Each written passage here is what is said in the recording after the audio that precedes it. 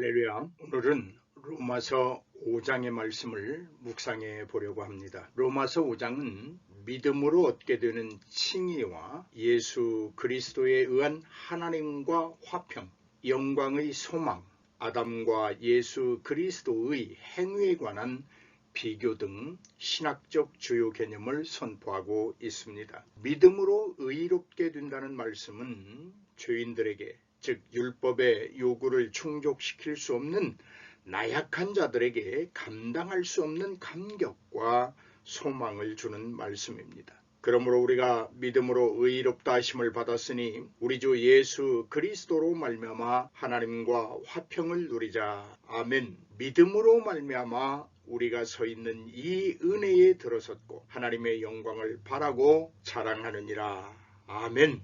사랑하는 여러분, 우리의 의는 어디에서 온 것인가요? 그렇습니다. 믿음입니다. 주 예수 그리스도를 믿는 믿음으로 의롭다함을 얻습니다. 이러한 이유로 바울은 우리의 의를 자랑할 수 없다고 고백합니다. 전적으로 하나님의 은혜라고 말하고 있습니다. 누가 하나님과 화평을 누릴 수 있습니까? 그렇습니다. 맞습니다. 예수 그리스도를 믿어 의롭다함을 얻은 죄인들이 하나님과 화평을 누릴 수 있습니다. 그렇다면 어떤 사람이 영광스러운 소망을 품고 살게 됩니까? 의롭다함을 얻고 하나님과 화평을 누리는 자들이 영광스러운 소망을 품고 살게 되는 것입니다. 하나님과의 올바른 관계 혹은 하나님과 함께라는 주제는 너무 단편적으로 보일 수 있습니다. 하지만 결코 그렇지 않습니다. 하나님은 우리와 함께 하십니다. 우리는 이제 하나님과 함께 합니다.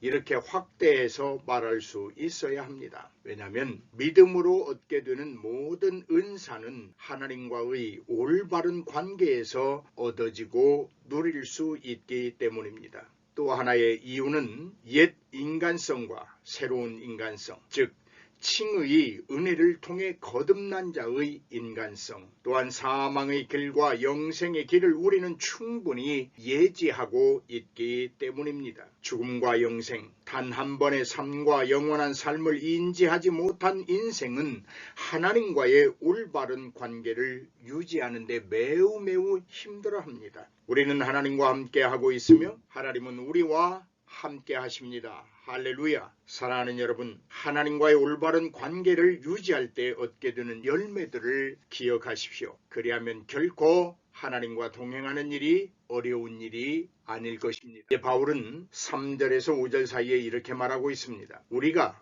의롭다함을 받았고 하나님과의 올바른 관계를 통해 화평을 누릴 수 있다면 이것들도 기억해야 한다는 것입니다. 하나님과 동행한다는 것은 인간이 겪게 되는 모든 아픔에서 벗어나는 것이 아니라 그것들을 극복하고 이겨내는 것이라고 말하고 있습니다. 이뿐 아니라 우리가 고난 중에도 자랑하는 것은 환난은 인내를, 인내는 연단을, 연단은 소망을 이루는 줄 알미로다라고 선포하고 있습니다. 환난을 통해 인내가 품고 있는 연단이라는 영양소를 여러분 듬뿍 마시고 계십니까? 연단은 소망을 이루는 줄 알고 인내하십니까? 환난과 시련은 우리를 부끄럽게 하지 못합니다. 오히려 우리가 부끄러운 것은 환난과 시련을 믿음으로 이겨내지 못한다는 것입니다. 하나님은 우리를 부끄럽게 하지 않으십니다. 절망과 고통의 구덩이에 놔두지 않으십니다. 아니, 하나님은 우리에게 이미 그 구덩이에서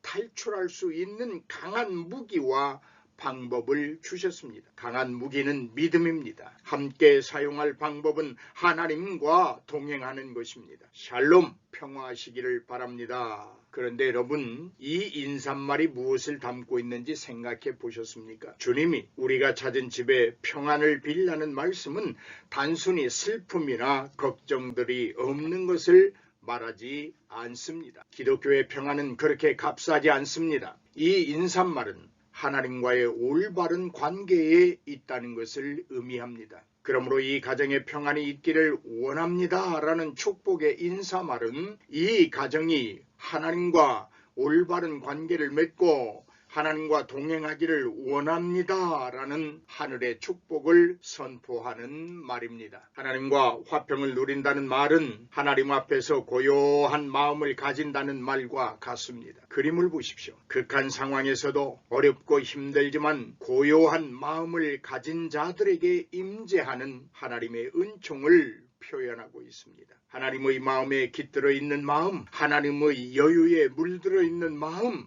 홀로 있지 아니하고 하나님의 곁에 앉아 있는 마음을 소유한 자들이 하나님과 화평을 누리게 됩니다. 하나님 앞에서 고요하십시오. 불안에 요동치지 말고 잠잠하고 고요한 마음을 유지하시기를 주의 이름으로 축복합니다. 우리가 하나님과 원수 되었을 때를 아십니까? 바로 죄인으로 살던 그때입니다. 그때에 하나님은 자신의 아들을 이 땅에 보내 우리를 대신하여 죽게 하셨습니다. 율법이 요구하는 희생의 제물로, 대속의 제물로 죽이셨습니다. 그리고 우리의 힘으로 이룰 수 없는 하나님과의 화목을 이루어 주셨습니다. 은혜입니다. 사랑하는 여러분, 잘 아시지요? 죄의 삭신 사망에서 의롭다는 선포를 받고 영생을 얻게 되었습니다. 이러할진대 우리에게 영원한 생명보다 더 소중한 것이 있을까요? 주 안에서 누릴 수 있는 평안과 화평보다 더 값진 것이 있을까요? 우리 주 예수 그리스도로 말미암아 하나님 안에서 자랑하는 인생이 되어야 합니다. 한 사람으로 말미암아 세상에 들어온 죄는 새 아담으로 인하여 완전히 내쫓음을 당하였습니다. 다만 우리가 이를 매 순간 인식하지 못하는 오류가 우리를 아프게 할 뿐입니다. 의와 평안은 영원한 소망은 세상이 줄 수 없습니다. 오직 예수 그리스도를 통한 의의 선물입니다. 할렐루야! 이제 어떻게 하시겠습니까? 믿음과 칭의와 영원한 소망을 주신 이는 하나님이시오. 이러한 은혜를 받아야 하는 이는 우리들입니다. 각자가 가진 믿음의 의로 인하여 누릴 수 있는 것들에는 분명한 차이가 있습니다. 그러기에 같은 믿음 생활을 해도 각자의 체험과 누림이 다른 것입니다. 복음은 생명입니다. 생명은 생명을 낳습니다. 그림을 상상하십시오. 무엇을 말하고 있는지 말입니다. 하나님과 올바른 관계를 맺고 그분과 화평을 누리는 자들의 삶을 표현해 주고 있습니다. 사랑하는 여러분, 이러한 삶이 여러분의 몫으로 빼앗기지 않기를 축복합니다. 할렐루야!